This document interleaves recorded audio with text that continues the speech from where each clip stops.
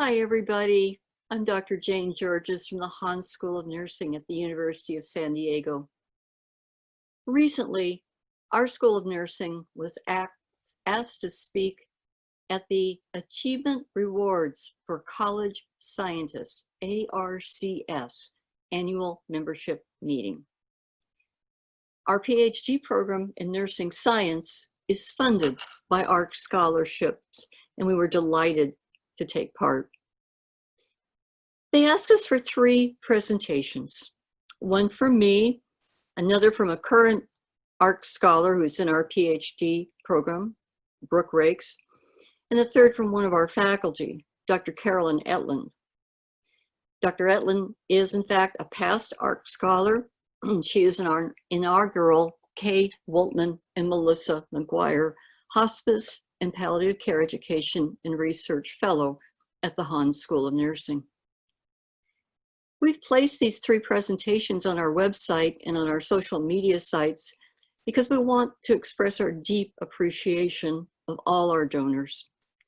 Thank you for making this once very small nursing school on the beautiful campus on the hill into one of the most cutting-edge, innovative schools in the nation, allowing us to produce the type of compassionate, extraordinary nurses who will revolutionize healthcare. Thank you for joining us.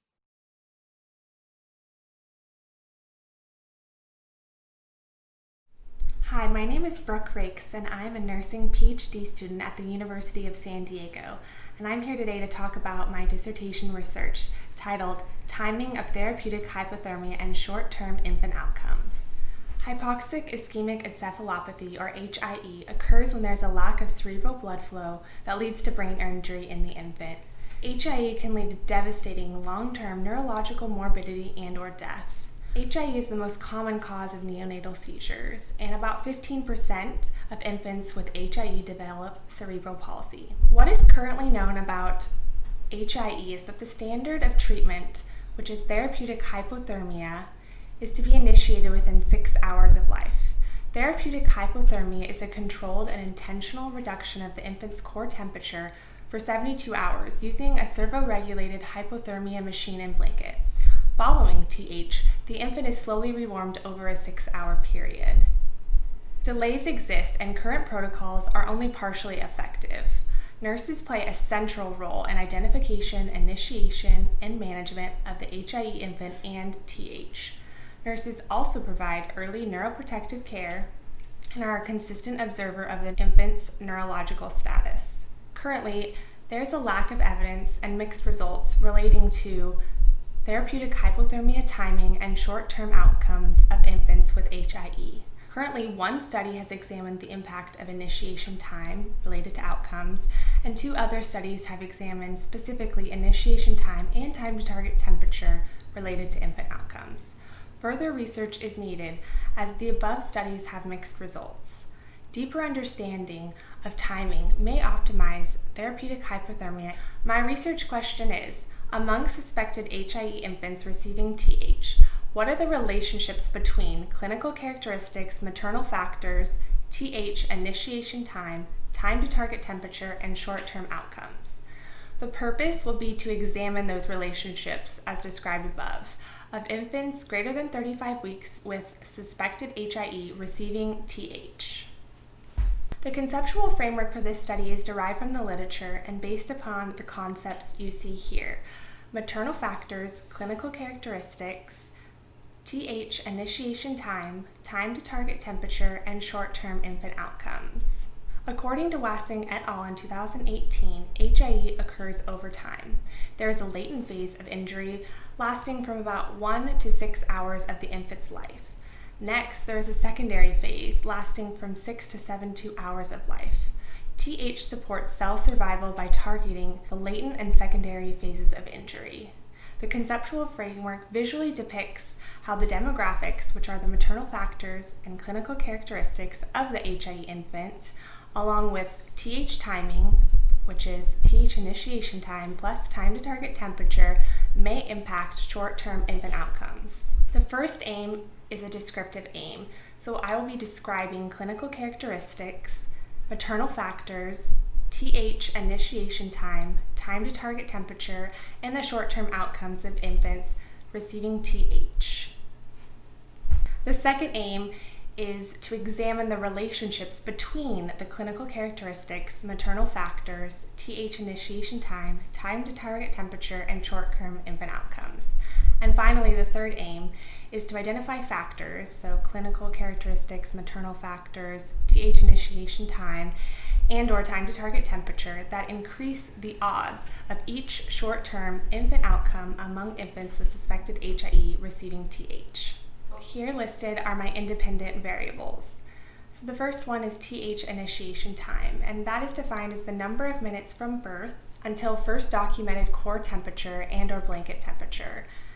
The next is time to target temperature, and that is the number of minutes required to reach the target temperature of 33.5 degrees Celsius from when the order was placed in the electronic health record.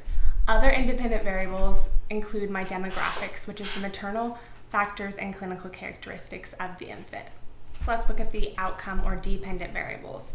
The first outcome variable of interest is neonatal seizures. Classifications and definitions vary slightly, but in general, medical facility policy defines seizure as an abnormal rhythmic pattern lasting greater than 10 seconds that evolves over time. This will be extracted from the electronic health record as 0, 1, or greater than or equal to 2. Brain injury is the next outcome variable, and this will be defined as normal or no injury evident versus abnormal, which is brain injury evident, on MRI, which is usually collected on day of life 5. This is a retrospective cohort design utilizing 2 pre-existing reports to collect variables. All other variables not included in pre-existing reports will be manually extracted from the EHR. All data will be stored on a password-protected laptop. The setting consists of a large urban women's health medical center located in Southern California. It's a single entity, single unit study. The inclusion criteria is infants less than 6 hours old with no uncontrolled bleeding, no disorder incompatible with survival, infants born at the entity between November 2012 to March 2020, who qualified for TH and received TH via the Blanketrol Model 233, which is the unit standard. All infants that don't meet one or more of the above inclusion criteria will be excluded. Infants with confounding conditions such as brain malformations, congenital anomalies, or metabolic diseases will be excluded.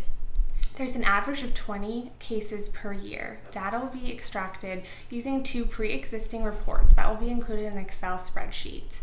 I'll create a master list using a sequential numbering and assigning a de-identified number and deleting all protected patient identifiers. All other variables will be manually extracted from the EHR using this master list. A waiver of consent is requested. EHR data from November 2012 to March 2020 will be extracted for review. That will be approximately 160 cases. Electronic health record information is subject to a considerable amount of missing data. So assuming a 3-to-1 MRI abnormality, it would be possible to detect an odds-risk ratio of 5 or greater with a sample of 120. To address each of my aims, I have a specific analytic approach. To address aim 1, I'll be using descriptive statistics, so means, standard deviations will be computed for continuous data, and percentages and frequencies will be computed for categorical data. To address aim 2, t-tests will be used to examine continuous relationships among 2 groups. A one-way analysis of variance, or ANOVA, will be computed for continuous variables with 3 or more categories or groups. And a chi-square analysis will be used to examine potential categorical associations.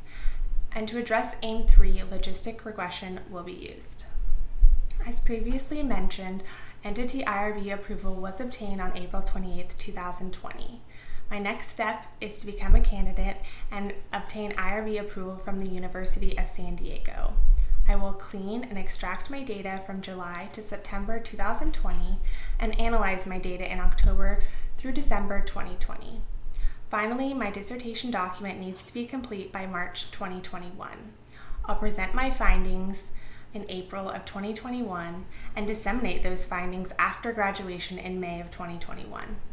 Finding from this study will hopefully optimize TH, establish more consistent management, increase the ability to anticipate complications, and ultimately improve infant outcomes. I hope to identify further research questions to continue my research trajectory in the future. Research findings can potentially be applied to similar units and programs, and there are minimal anticipated risks as this is a retrospective review of electronic health record data. For this study, there are limitations. EHR extraction that's retrospective relies on documentation by healthcare providers and staff. It's subject to a considerable amount of missing data, and I'm unable to regulate any subjectivity within the EHR. As a single site, single unit study, there will be limitations relating to generalizability. Here are my references, and a full list is available upon request. And I just want to take a moment to thank everyone at the ARCS Scholars Foundation. I am honored to be a recipient of the ARCS Foundation Award. I truly appreciate the support and the encouragement I have received from the members of the ARCS San Diego chapter, the donors, USD faculty, our USD liaison, and other ARCS scholars.